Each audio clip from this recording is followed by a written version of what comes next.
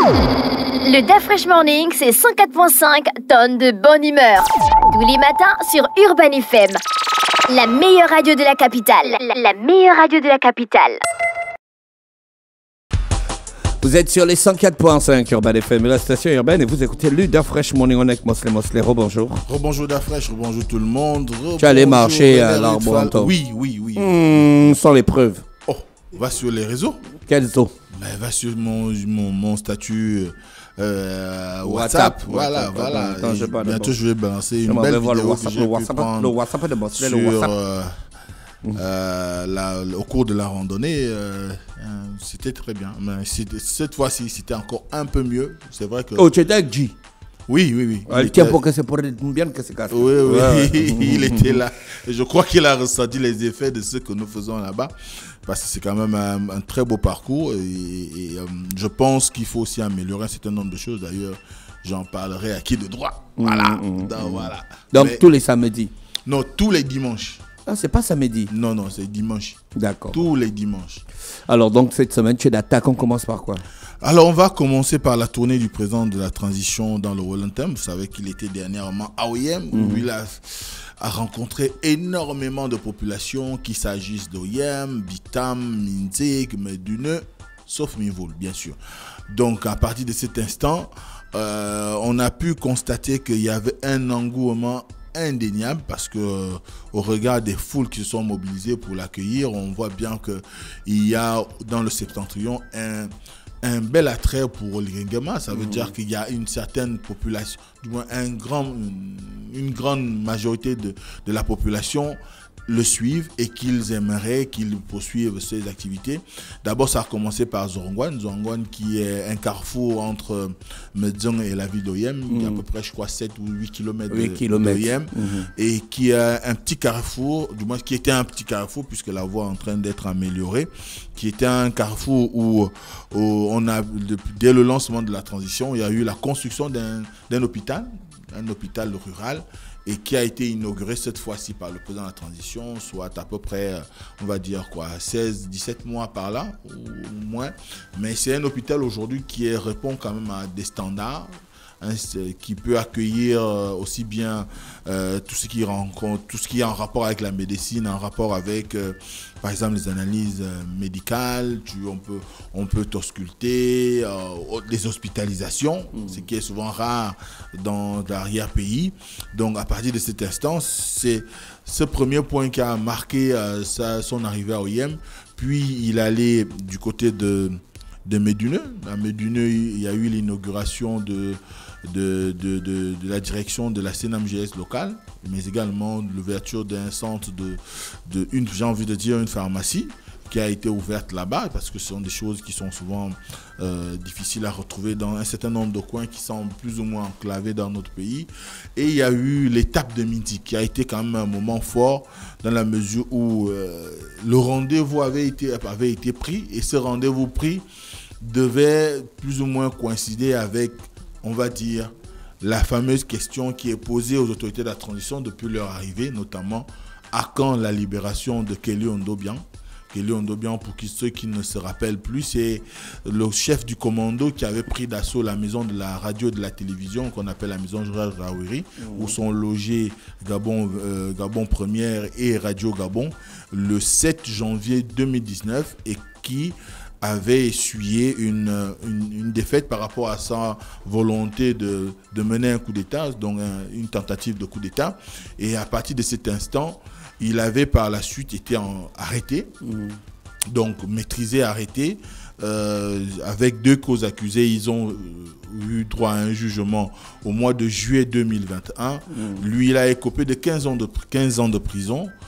Et d'une amende de 30 millions, donc notamment 15 ans de réclusion criminelle et 30 millions d'amende pour le putsch manqué, donc du 7 janvier 2019, et ses causes accusées. Et depuis que le général Oligui est arrivé à la tête du pays, la question qui revient souvent, c'est pourquoi on laisse courir Kelly Ondobian, alors qu'on a vu beaucoup de personnes sorties de prison, Brisaku Chalianga, Ike Ngoni, Justin Dundangoy. On se rappelle encore l'ancien maire de Libreville, Léandre Zué, on a Yama, Jean-Rémy Yama de Dynamique Unitaire et plusieurs autres personnes qui ont pu bénéficier de la grâce présidentielle, notamment au mois d'août à l'occasion de la célébration de la fête de l'indépendance. À partir de cet instant, beaucoup s'attendaient à ce qu'il y ait quand même un geste fait à l'endroit de cette personne-là, donc Kelly Ondobian, qui d'ailleurs est un élément de la GR. Le président de la transition lui-même est général de la GR, commandant en chef de la GR.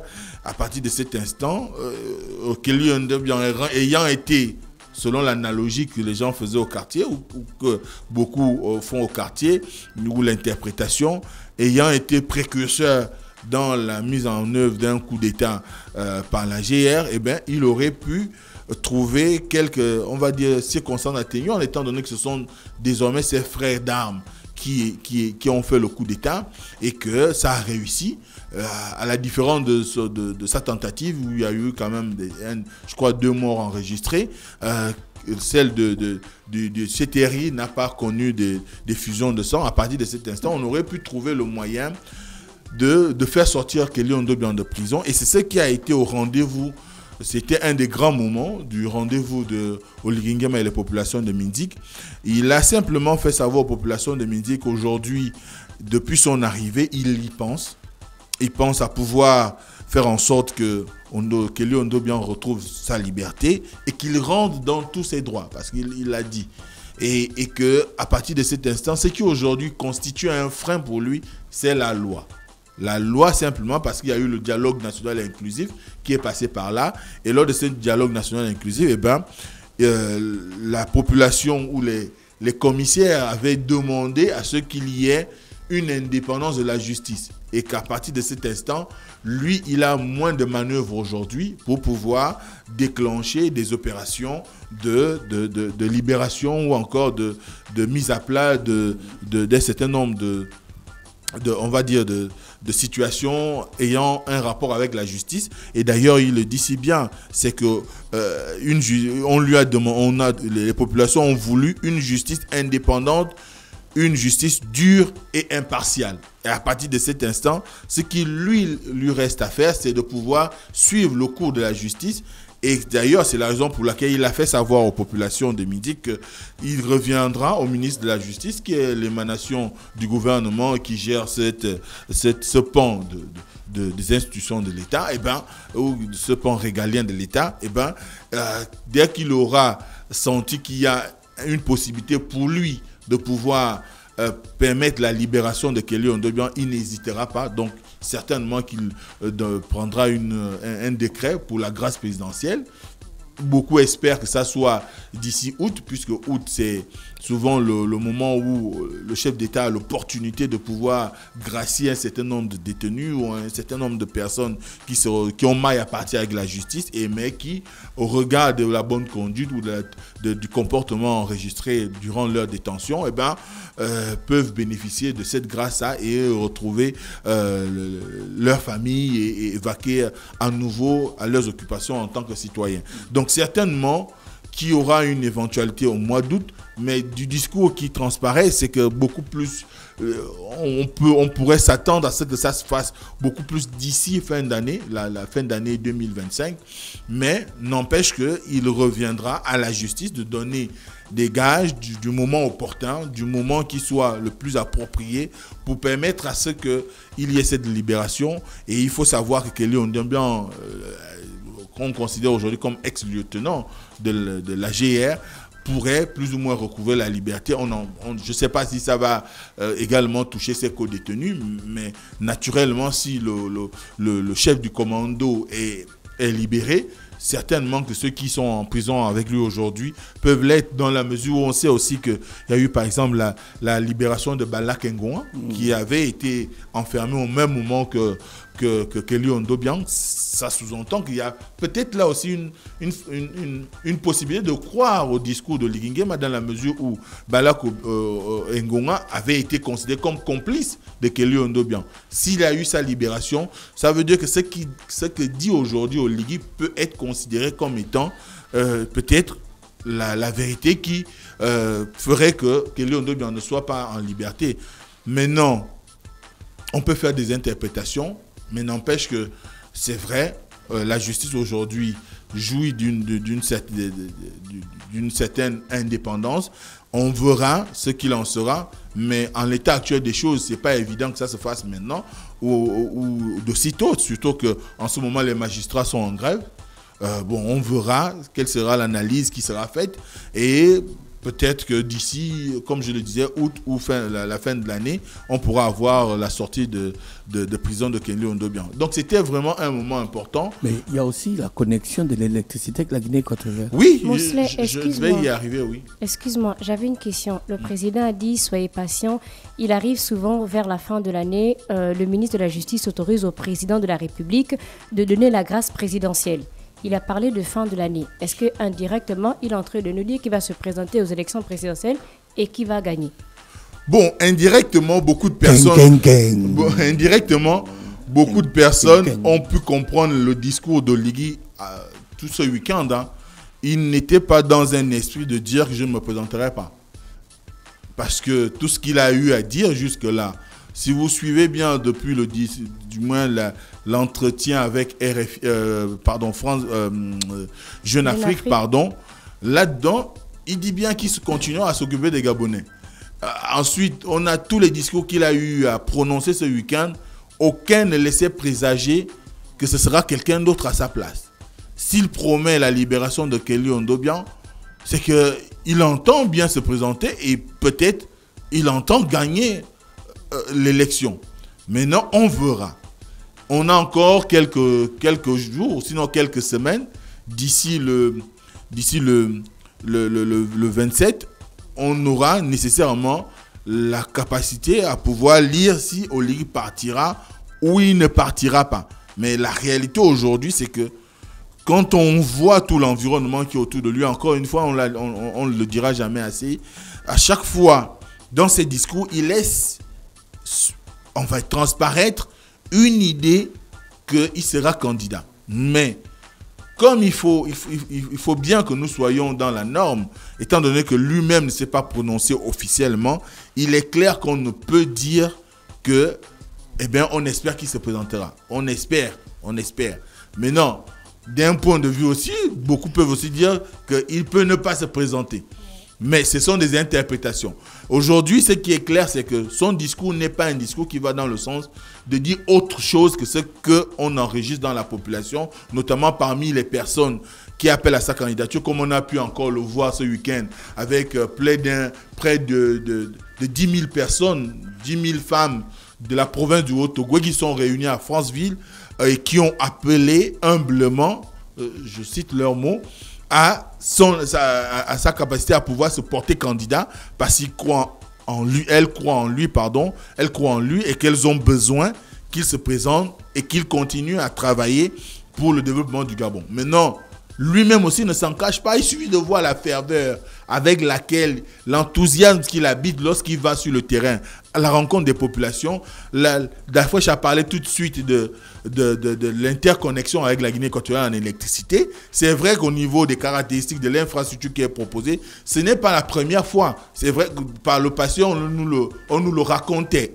que la Guinée équatoriale aurait souhaité mener un certain nombre d'actions conjointement avec le Gabon. Par exemple, en 2005, tu te souviendras qu'on racontait dans le nord qu'Obiangema avait proposé de goudronner la route de Medzang, donc la route qui mène dans la zone où est situé le village du père du président, que ça avait été refusé par Omar Bongo.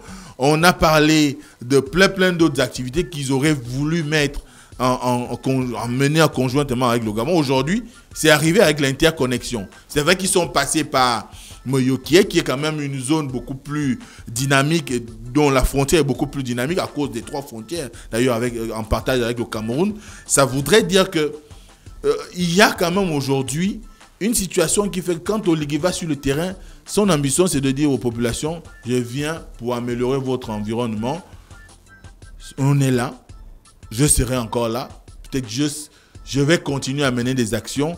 Et si vous avez pu suivre le discours du président équato-guinéen, bon, c'est vrai que d'aucuns ils diront qu'il a parlé enfant, mais en un mot, il a dit du moins en quelques mots, il a dit, vous avez déjà quelqu'un qui veut faire des choses. À vous de faire le bon choix. C'est ce qu'il a dit en d'autres termes. Donc on verra si les populations du Nord entendront cet appel, parce qu'il s'est exprimé dans la langue qui est la plus commune au niveau des 3 frontières, et qu'à partir de cet instant, ce qu'il a eu à dire, pour ceux qui comprennent bien, ça veut dire qu'il soutient Oligui. S'il soutient Oligui, entre autres, ça veut dire que Oligui se portera candidat parce qu'il ne peut pas venir prendre fait et cause pour Oligui s'il n'a pas de garantie que ce dernier va se porter candidat. Donc à partir de cet instant, on peut bien comprendre qu'Oligui va nécessairement se présenter. Maintenant, concernant l'interconnexion, c'est une bonne chose dans la mesure où le nord du Gabon a besoin aujourd'hui d'avoir une distribution ou un partage d'électricité en continu. Vous voyez par exemple, quand vous allez de Franceville jusqu'à Koulamoutou, vous avez une fourniture d'électricité en continu grâce au barrage sur le Poubara. Et ces barrages-là produisent de l'électricité en continu pour les populations du Haut-Togoué, de Logoué-Lolo. Et même on est en train d'envisager d'essayer d'aller vers Logoué et Vindo aussi, puisqu'il va y avoir le démarrage notamment le lancement le début réel de l'exploitation de la mine de Belinga. Donc il y aura besoin énormément d'électricité. Et à partir de cet instant, on voit bien qu'aujourd'hui, il y a un travail aussi qui est fait pour amener l'électricité de ce côté-là. Avoir aussi une interconnexion qui existe déjà, mais consolidée, densifiée, parce que 10 mégawatts, c'est pas rien. Ça peut alimenter correctement. Ah, donc ça existait déjà, une interconnexion. Il y avait déjà l'interconnexion entre Mindik, OIM et Bitam.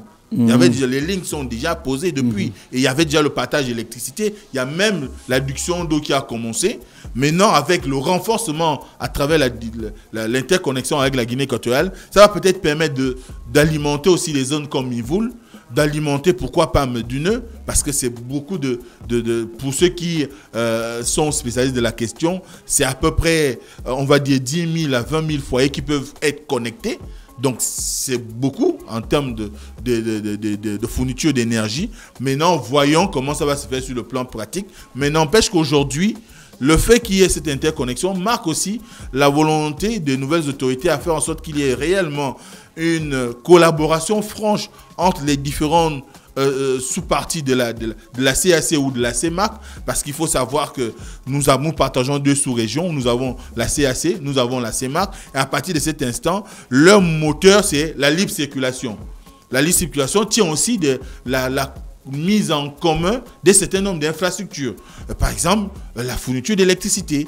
Demain, ça peut être la distribution d'eau. Après, ça peut être l'ouverture des voies de communication les plus modernes qu'ils soient. Et on va pouvoir arriver à fournir suffisamment de produits, que ce soit de l'électricité, de l'eau, des routes, et fusionner nos méthodes, par exemple, nos questions en rapport avec l'offre de santé, d'éducation. C'est un pas, mais un pas qui doit être renforcé, qui doit être amélioré. Pourquoi pas le Cameroun, ainsi de suite, ainsi de suite. Donc, c'était un voyage utile, mais qui avait aussi l'accent d'une session de pré-campagne. Merci Mosley avec nous ce matin sur les 104.5 pour le premier numéro de la semaine dans le Da Fresh Morning. Le Da Fresh Morning, c'est 104.5 tonnes de bonne humeur. Tous les matins sur Urban FM. La meilleure radio de la capitale. La meilleure radio de la capitale.